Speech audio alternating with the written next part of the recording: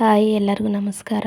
ಇವತ್ತು ನಾನು ತೋರಿಸ್ತಾ ಇರೋ ವಿಡಿಯೋದಲ್ಲಿ ಪೌರ್ಣಮಿ ದಿನ ಹೊಸ್ತಿಲಿಗೆ ಪೂಜೆ ಮಾಡಿದ್ರೆ ಯಾವ ರೀತಿ ಪೂಜೆ ಮಾಡಿದ್ರೆ ನಿಮ್ಮ ಕಷ್ಟ ಪರಿಹಾರ ಆಗುತ್ತೆ ಅನ್ನೋದನ್ನ ನಾನು ತಿಳಿಸ್ತಾ ಇದ್ದೀನಿ. ಬನ್ನಿ ನೋಡೋಣ ಯಾವ ರೀತಿ ಪೂಜೆ ಮಾಡೋದು ಅಂತ.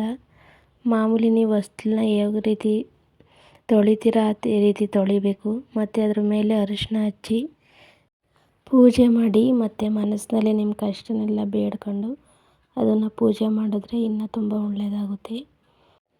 ಬೆಳಿಗ್ಗೆ ಇಲ್ಲಾಂದರೆ ಸಂಜೆ ನಿಮಗೆ ಯಾವಾಗ ಟೈಮ್ ಸಿಗುತ್ತೋ ಆವಾಗ ಪೂಜೆ ಮಾಡಿ. ಯಾಕೆಂದರೆ ಕೆಲ್ಸಕ್ಕೆ ಹೋಗೋರು ಇರ್ತೀರ, ಅದರಿಂದ ನಾನು ಹೇಳ್ತಾ ಇದ್ದೀನಿ. ನೀಟಾಗಿ ಅದನ್ನೆಲ್ಲ ಹಚ್ಚಿ ಅರಿಶಿನ ಕುಂಕುಮ ಹಚ್ಚಿ ರಂಗೋಲಿ ಬಿಟ್ಟು ಪೂಜೆ ಮಾಡಬೇಕು. ನೀವು ಮಾಮೂಲಿ ಯಾವ ಥರ ಪೂಜೆ ಮಾಡ್ತೀರೋ ಅದೇ ಥರ ಪೂಜೆ ಮಾಡಿದ್ರೂ ಒಳ್ಳೆಯದು.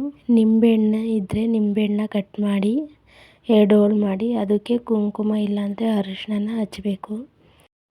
ಎಲ್ಲರೂ ದೇವಸ್ಥಾನಕ್ಕೆ ಹೋಗೇ ಇರ್ತೀರ, ಅಲ್ಲಿ ಭಂಡಾರ ಕೊಟ್ಟಿರ್ತಾರೆ, ಅದನ್ನು ಹಚ್ಚಿದ್ರೆ ಇನ್ನೂ ಒಳ್ಳೆಯದು. ಕುಂಕುಮನಾದರೂ ಹಚ್ಬೋದು, ಅರಿಶಿನನಾದರೂ ಹಚ್ಬೋದು. 2ರಲ್ಲೂ ಒಂದು ಹಚ್ಚಿ 2 ನಿಂಬೆಹಣ್ಣಲ್ಲೂ ಫುಲ್ಲು ಕುಂಕುಮ ಇಲ್ಲಾಂದರೆ ಫುಲ್ ಅರಿಶಿನ ಆಗಿರಬೇಕು. ಅದನ್ನು ನಾನು ಲಾಸ್ಟಿಗೆ ತೋರಿಸ್ತೀನಿ ನಿಮಗೆ.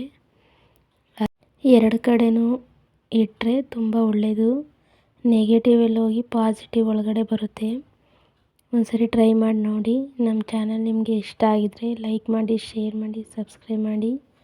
ಹೊಸ ಚಾನಲ್ನ ಹೆಚ್ಚು ವೀಡಿಯೋಗಳನ್ನ ಅಪ್ಲೋಡ್ ಮಾಡ್ತೀನಿ. ಅಮಾವಾಸ್ಯೆ ಇಲ್ಲಾಂದರೆ ಪೌರ್ಣಮಿ ದಿನ ಈ ಥರ ಮಾಡಿದ್ರೆ ತುಂಬ ಒಳ್ಳೆಯದು. ನಿಮ್ಮ ಕಷ್ಟ ಎಲ್ಲ ದೂರ ಆಗುತ್ತೆ. ನಾನಿದನ್ನು ಆವಾಗ ಮಾಡ್ತಾನೆ ಇರ್ತೀನಿ. ಅಮಾವಾಸ್ಯೆ ಇಲ್ಲಾಂದರೆ ಪೌರ್ಣಮಿ ದಿನ ಮಾಡ್ತಾನೆ ಇರ್ತೀನಿ. ತುಂಬ ಯೂಸ್ ಆಗಿದೆ ನನಗೆ. ಅಮಾವಾಸ್ಯೆ ಇಲ್ಲಾಂದರೆ ಪೌರ್ಣಮಿ ದಿನ ನಿಮಗೆ ಟೈಮ್ ಸಿಗಲಿಲ್ಲ ಅಂದರೆ ನೀವು ಪೂಜೆ ಮಾಡುವ ದಿನನಾದರೂ ಮಾಡ್ಬೋದು. ಶುಕ್ರವಾರ ಇಲ್ಲಾಂದರೆ ಮಂಗಳವಾರನಾದರೂ ಮಾಡ್ಬೋದು. ಈ ರೀತಿ ಮಾಡಿ ಹೊಸ್ತಿಲಿಗೆ ಪೂಜೆ ಮಾಡಿ. ಮತ್ತು ವಾರ ಮಾಡಿದ್ರೆ ಮನೆಯಲ್ಲಿ ವಾರ ಅಂದರೆ ಮಂಗಳವಾರ ಇಲ್ಲ ಶುಕ್ರವಾರ ಮಾಡಿದ್ರೆ ಇನ್ನೂ ತುಂಬ ಒಳ್ಳೆಯದಾಗುತ್ತೆ. ಒಂದ್ಸರಿ ಟ್ರೈ ಮಾಡಿ ನೋಡಿ.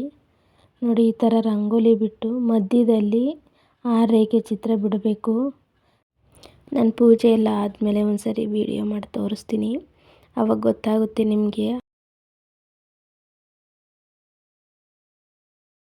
ಎಲ್ಲರಿಗೂ ಗೊತ್ತೇ ಇರುತ್ತೆ ಅದು ಆಲ್ಮೋಸ್ಟು. ನೋಡಿ ನಾನು ಈಗ ಬಿಡಿಸ್ತಾ ಇದ್ದೀನಲ್ಲ ಅದೇ ಥರ 6 ರೇಖೆ ಇರೋ ಚಿತ್ರ ಅಂದರೆ ಇದೇ ಬಿಡಿಸ್ತಾ ಇರೋದು ನಾನು. ಅದು ನಮ್ಮದು 2 ಸ್ಟೆಪ್ ಇರೋದ್ರಿಂದ ನೀಟಾಗಿ ಕಾಣಿಸ್ತಿಲ್ಲ.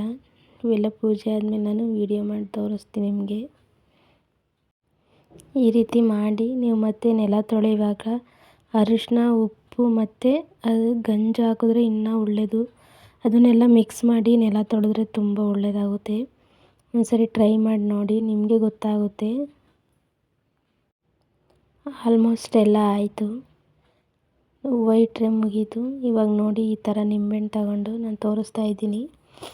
ಈ ಥರ ಕಟ್ ಮಾಡಿ ಕುಂಕುಮನ ನೋಡಿ ಈ ಥರ ಹಚ್ಚಬೇಕು. ನಾನು ಅದು ಹಚ್ತಾ ಇರೋದು ದೇವ್ರದ್ದೇ, ಅದು ಧರ್ಮಸ್ಥಳಕ್ಕೆ ಹೋಗಿದ್ವಲ್ಲ ಅಲ್ಲಿಂದ ತಂದಿದ್ದೆ. ಅದನ್ನು ನಾನು ಅದರಲ್ಲಿ ಹಾಕಿದ್ದೀನಿ. ಅದನ್ನೇ ನಾನು ಹಚ್ಚೋದು ಯಾವಾಗ್ಲೂ.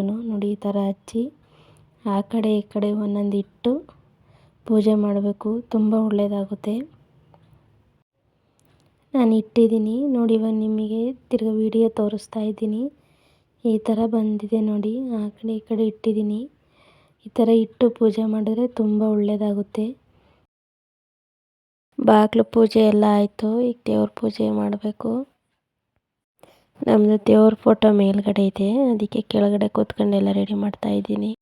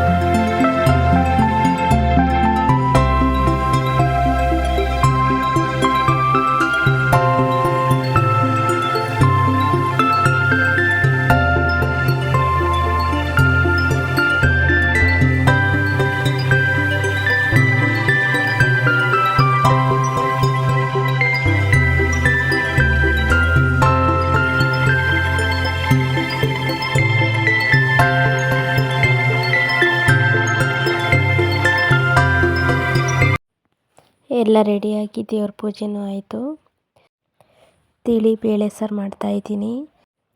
ನಮ್ಮ ಚಾನಲ್ ನಿಮಗೆ ಇಷ್ಟ ಆಗಿದರೆ ಸಬ್ಸ್ಕ್ರೈಬ್ ಮಾಡಿ.